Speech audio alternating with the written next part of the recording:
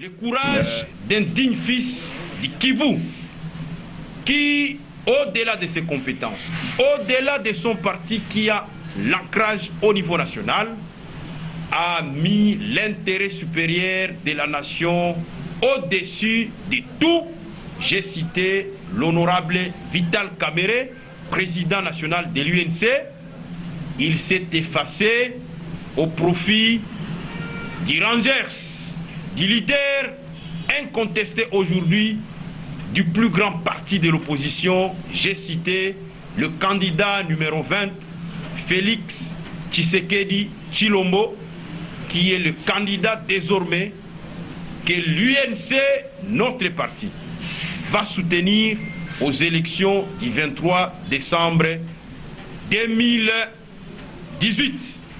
Et je voudrais, à travers vos micros, mesdames et messieurs de la presse, dire à la population de Goma que les tickets gagnants Fativit a choisi la ville emblématique et touristique de Goma pour lancer la campagne. Une campagne qui va s'étendre sur tous les pays. Et ici, je voudrais, sans entrer dans les secrets de Dieu, vous dire que mardi, demain, nous allons recevoir les tickets qui fait peur à tout le monde. Fativit, à partir déjà de 7 heures, nous serons à l'aéroport pour accueillir nos deux leaders qui vont tenir un grand meeting au stade Afia. Et j'appelle toute la population de la ville de Goma de réserver un accueil chaleureux et digne d'un ticket gagnant. Je voudrais aussi dire à toute la population que ce qui va se passer demain, c'est l'annonce d'une campagne qui va s'étendre sur tout le pays. Et donc, nous leur demandons d'emboîter les pas à Kinshasa, qui, au retour de nos deux leaders, qui a montré qu'effectivement, l'opposition incarnée par les tickets gagnants Fativit est celle qui va nous amener vers l'alternance et la victoire écrasante face aux fossoyeurs de la République, aujourd'hui incarnés par la quantité négligeable qui s'appelle M. Emmanuel Ramazani Shadari, dont nous lançons à partir de Goma la campagne 0 voix pour Shadari. Ça sera une manière pour nous, les Congolais, de dire au pouvoir décadent de M. Kabila que c'est la fin d'un régime et un système dont la parenthèse s'est ouverte en 1997 et qui doit se refermer très vite le 23 décembre 2018. Les années que nous venons de vivre dans ces pays ont été des années de la honte. Notre pays est en proie aujourd'hui à la violence, une violence savamment orchestrée par ceux qui sont censés nous protéger. Le régime de Kabila a été un régime de la honte, un régime qui a plongé notre pays dans une incertitude. Aujourd'hui, nous ne savons plus, quand tu te réveilles, est-ce que le soir tu vas dormir à cause de l'insécurité. Nous avons connu une ville de Goma où à chaque fois que Mobutu avait des problèmes, son refuge, c'était la ville touristique qui était un havre de paix, la ville de Goma. Mais aujourd'hui, cette ville est transformée en véritable poudrière dans les quartiers comme Majengo, Katoyi, Ndosho. Les gens ne savent plus dormir parce que tout simplement, on craint qu'on puisse venir les attaquer dans leur propre maison. Et des fois gratuitement. Voilà pourquoi nous disons que nous avons une occasion qui s'offre à nous, c'est les tickets gagnants. Les tickets gagnants, représentés par le candidat numéro 20, M. Félix Antoine Tshisekedi Tshilombo, l'homme aujourd'hui qui perpétue l'œuvre du fait immortel Étienne Tshisekedi, l'homme qui a consacré toute sa vie dans la lutte non violente contre les différentes dictatures qui se sont succédées dans notre pays. Voilà pourquoi nous saluons encore une fois le courage de Vital Kamerhe, qui a non seulement par son acte et son geste rendu un vibrant hommage à cet illustre personnage de l'histoire politique de notre pays qui est Étienne Tshisekedi Wamulumba. Et donc, ici, je voudrais terminer mon propos en disant à tout le monde de voter pour le candidat numéro 20. Pas parce qu'il s'appelle Félix Tshisekedi, non. Parce que tout simplement, il perpétue l'œuvre d'une lutte dont nous avons connu des brimades, nous avons connu des massacres, nous avons connu des ironies. Nombreux de nos membres sont enterrés. Je voudrais ici citer Hussein Ngandou et tous les martyrs de l'UDPS au travers de l'histoire qui ont versé de leur sang pour offrir à ce pays un état de droit. Et c'est donc cette volonté commune d'agir pour sauver notre pays du marasme dans lequel il se retrouve que nous avons jugé bon d'unir nos forces UNC et UDPS ainsi que nos alliés pour finalement venir à bout de ce régime exécrable incarné par M. Kabila et qui veut perpétuer cette gestion calamiteuse et ubuesque par M. Chanari. Voilà pourquoi je termine mon propos en vous disant nous sommes sûrs de notre victoire parce que notre victoire c'est la victoire de notre base et la victoire de nos bases respectives représente la victoire du peuple congolais. J'ai dit et je vous remercie. On considère en fait on n'est pas encore arrivé à accepter ce qui s'est passé à Genève et à Nairobi. Puisqu'à Nairobi, vous êtes parti, mais on ne vous a jamais vu consulter votre base pour aller vous réunir à Nairobi et sortir ce qui est comme candidat. Donc, quelle explication vous pouvez avancer à l'occasion en fait, de ce point de presse? Je voudrais d'abord vous apaiser pour vous dire qu'effectivement, nous sommes dans cette ville, nous sommes des praticiens de la politique. Et nous avons compris déjà la tendance de la population. Et je peux vous dire que demain, le stade Afia va vomir du monde. Parce que tout simplement, le peuple a besoin du changement. Deuxièmement, je sais très bien, et là, je voudrais dénoncer de la manière la plus ferme toutes ces personnes qui se livrent à la manipulation de l'opinion, incapables de dire la vérité à la population. Moi, comme vous me connaissez, je n'ai jamais eu de langue de bois. Et je suis là pour vous dire la vérité et rien que la vérité. Vous nous voyez, nous, UNC. Et ça, je voudrais vous prendre à témoin. Vous voyez l'UNC. Nous avons connu les hauts et les bas. Nous avons perdu des militants. Nous nous sommes lancés dans une bataille contre la révision constitutionnelle, contre beaucoup de déconvenus que nous avons connus. L'UDPS, 38 ans de lutte sans compromission.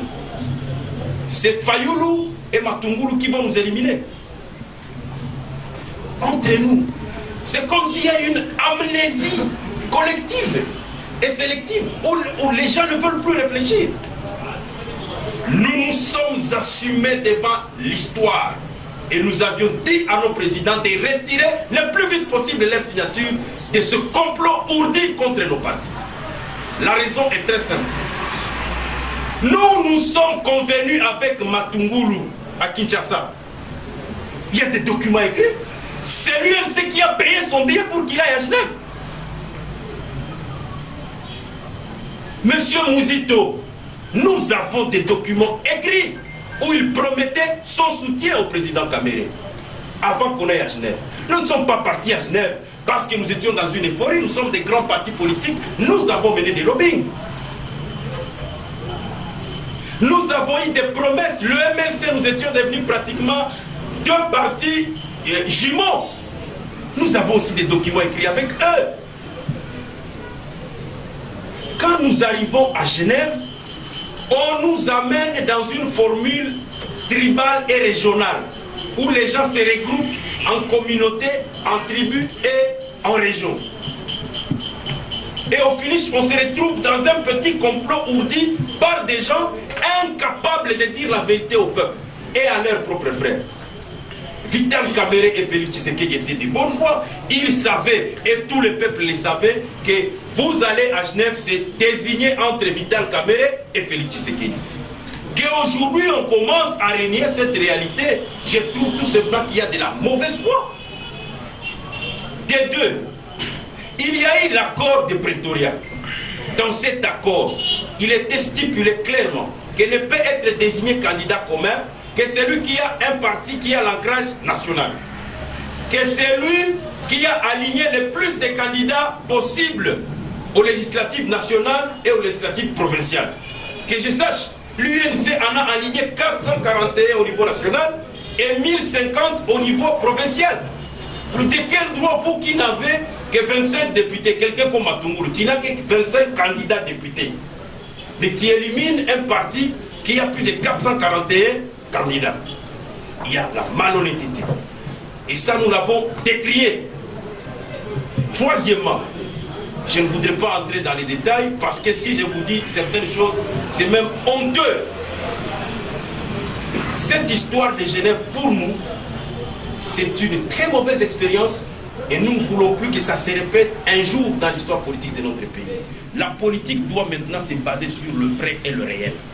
C'est parce que nous sommes des hommes d'État, nous ne sommes pas comme ces gens qui ont publié ces actes d'engagement. Encore que même nous, les militants et les combattants de l'UDPS, nous avions décrié ces actes d'engagement.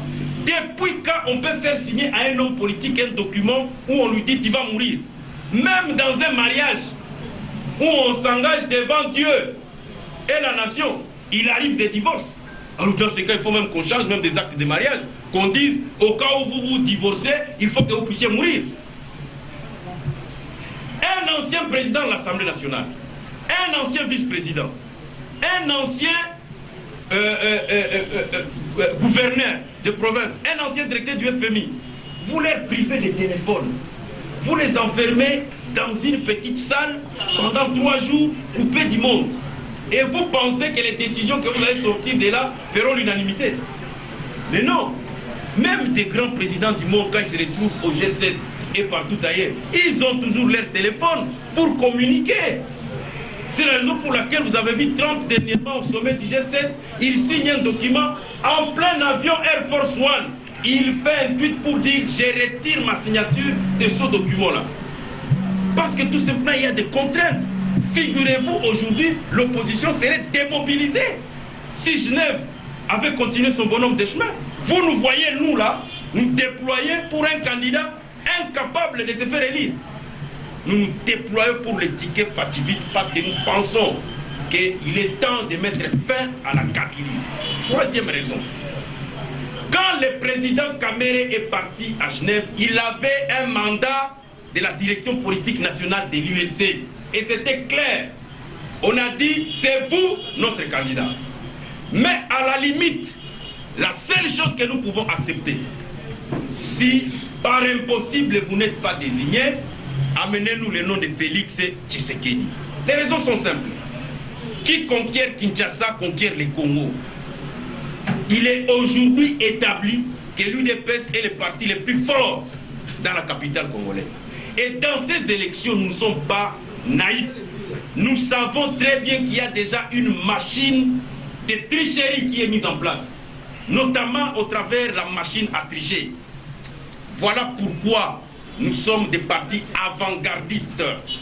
Et nous disons à Kinshasa, moindre dérapage, ce sont ces foules que vous avez vues au retour de Fachi et Veka qui vont se déferler dans les rues de Kinshasa et vont chasser le régime d'imposture de M.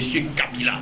Et donc, nous ne pouvons pas mettre nos chances comme ça en péril, tout simplement parce qu'il faut faire plaisir à certains individus qui, du reste, sont animés par des sentiments tribalo-ethniques et régionaux. Nous n'accepterons alors jamais, vous pouvez nous croire. Voilà pourquoi nous disons au peuple congolais, demain, nous ne sommes pas en campagne contre les gens de l'opposition, pas du tout. Notre campagne, c'est contre le système de M. Kabila. C'est contre ce système qui nous a avilis. C'est contre ce système qui nous a rendus pauvres, plus pauvres que tous les peuples du monde. C'est contre ce système d'injustice contre lequel nous nous battons. Ceux qui veulent nous ramener à Genève ils sont en train de nous ramener dans le passé, un passé auquel nous avons tiré un trait et que nous voulons vite oublier. D'ailleurs, à notre niveau, à nous tous, nous avons déjà oublié cet épisode malheureux. Cet accord est enterré. Tout celui qui en a à la maison, il doit déchirer ça. C'est un mauvais épisode dans l'histoire politique de ce pays. Et nous devons savoir que c'est terminé avec ces histoires-là, des cachotteries et des petits sa question est très capitale. Quel sera le message que nous allons apporter à la population de Goma? Nous tenons tout simplement à vous rassurer que le seul message que nous allons apporter à notre population, qui du moins sera transmis par nos deux leaders demain, c'est le message des élections. Car nous n'allons pas boycotter les élections. Les non-dits de cet acte d'engagement qui a donné naissance à la coalition qu'on a appelée la Mouka, c'est le boycott des élections. Vous êtes de la presse. Un bon journaliste est un chercheur, il doit fouiller la vraie information.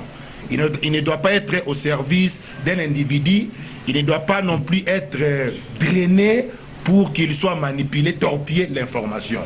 Vous êtes des leaders de l'opinion publique vous suit. Ce qui est très important ici, je vous renvoie maintenant de lire le point 2 de l'acte d'engagement portant création de cette histoire de la coalition dite la Mouka. Il est bien dit que le candidat commun ne prendra pas part à une parodie d'élection et à l'utilisation frauduleuse de la machine à voter et aux fichiers corrompus. Vous voyez, il est désigné candidat commun, mais aussi longtemps qu'on n'a pas élagué les machines à voter et le fichier n'est pas nettoyé, ces candidats communs ne doivent pas prendre part à ces élections. Y compris les 6 autres candidats qui ont accepté que X soit candidat commun. C'est de la supercherie, c'est de l'escroquerie politique pour satisfaire aux 2 individus qui du reste ont été invalidés par la CENI et la Cour constitutionnelle. Ils n'ont pas été invalidés ni par le président Vital Kamerhe, moins même par le président Félix Tshisekedi. D'où nous sommes clairs et posés. Nous comptons sur la population congolaise n'est pas immature, la population congolaise est très mûre, c'est une population qui a suffisamment de l'expérience, elle comprend. Nous avons le message des élections, nous allons participer à ces élections. Avec ou sans machine, nous allons participer aux élections, tout en demandant la vigilance. Vous nous demandez, est-ce que nous serons écoutés? La réponse, vous avez vu Kinshasa le mardi. Si réellement on ne serait pas écouté, on n'allait pas aussi nous accueillir comme ça a été le cas à Kinshasa. Et mon estimé confrère l'a dit tout à l'heure. Une fois que Kinshasa vous accepte, c'est toute la partie de la République qui vous accepte. La réponse était claire. Le mardi, la population nous a réservé un accueil très chaleureux et nous comptons sur cette même population pour que l'accueil soit le même ici à Goma. Donc nous avons le message, c'est la participation avec ou sans machine aux élections du 23 décembre. Je voulais enchérir ce que les familles viennent de dire. Chers amis, vous pensez à un parti qui aligne 441 députés, candidats députés nationaux. Avec 1 000 $ de la caution, ça fait au moins 441 000 $. Plus le 100 000 $ du candidat présidentiel. Plus les 500 $ fois 1050 candidats députés provinciaux. Et ce parti a organisé un congrès extraordinaire pour élire et désigner leur leader comme un candidat président de la République. Mais à cause des intérêts partisans de 2 individus, donc vous allez mettre tout ça dans les oubliettes pour satisfaire des personnes. Ça ne peut pas passer. Oui, cher ami et madame. Comment est-ce que vous allez traiter ce dossier, pourtant c'est comme si vous avez sacrifié cet homme qui a lutté pour que cela arrive. Vous êtes sûr que c'est lui déjà accepté tout ce qui se passe, qui est de manière... Je ne vois pas les rapports qu'il y a entre les élections et la dépouille mortelle. Je vous réponds, vous avez posé la question, je vous réponds. Il n'y a pas de rapport entre la dépouille mortelle du Sphinx, paix à son âme, et les élections. Comme vous le savez, ce n'est pas l'UDPS qui est responsable du non-enterrement du président Etienne Tshisekedi à Kinshasa. Ce n'est pas l'UDPS. C'est la Kabylie qui a bloqué la machine. Le pouvoir en place a bloqué la machine. Le pouvoir n'a pas voulu que le président Tshisekedi soit enterré. Mais nous ne pouvons pas non plus sacrifier tout un peuple à cause de l'enterrement de notre leader. Vous comprenez? Il y a un processus. La base n'a pas voulu que les conditions telles que proposées par la Kabylie liées à l'enterrement du président, ça se passe dans ce sens-là. Parce que la Kabylie voulait marchander avec le corps du président pour dire, si vous voulez qu'on enterre le président Tshisekedi dans de meilleures conditions, mais c'est Félix Tshisekedi, acceptez la primature, vous allez glisser avec Kabila, dans ce cas, non, on n'a dit pas question. On ne peut pas politiser les corps de notre estimé leader avec la politique. Nous avons dit, le président Tshisekedi est déjà décédé, il ne mourra pas pour la deuxième fois. Ça nous fait très mal au cœur que jusqu'à preuve du contraire, notre leader n'est pas encore enterré. Terminons d'abord avec la Kabylie. Nous allons enterrer notre président dans de très meilleures conditions. Il n'y a aucun rapport avec la dépouille mortelle de notre leader et les élections du 23 décembre. Oui, je tiens ici à vous signaler qu'on avait une réunion tripartite entre les gouvernements, la famille biologique du président Tshisekedi et la famille politique UDPS. Et dans cette rencontre, il y avait 3 commissions. Et on avait terminé le travail. Il fallait que nous puissions donner au peuple une communication d'ensemble. Mais du côté de notre parti, la famille politique du président Tshisekedi, le secrétaire général Jean-Marc Abungi avait déjà signé. Du côté de la famille biologique, Monseigneur Gérard Moulumba avait déjà signé. Mais du côté du gouvernement, celui qui devait signer, c'était Chadari à l'époque, étant que vice-ministre de l'Intérieur. Et Chadari nous a fait traîner, il nous a fait traîner jusqu'à ce temps. Il n'a pas voulu donner la signature du gouvernement pour que le dépouille de notre président arrive à Kinshasa. Parce que là, je tiens encore à informer la population de Goma. Si Chadari avait mis sa signature, on allait déjà enterrer notre président. Mais c'est lui qui a refusé que notre président ne puisse pas rentrer ici au pays pour qu'on puisse l'enterrer. Et un fils digne qui a combattu pour instaurer un état de droit dans notre pays. Je voulais que le peuple de Goma...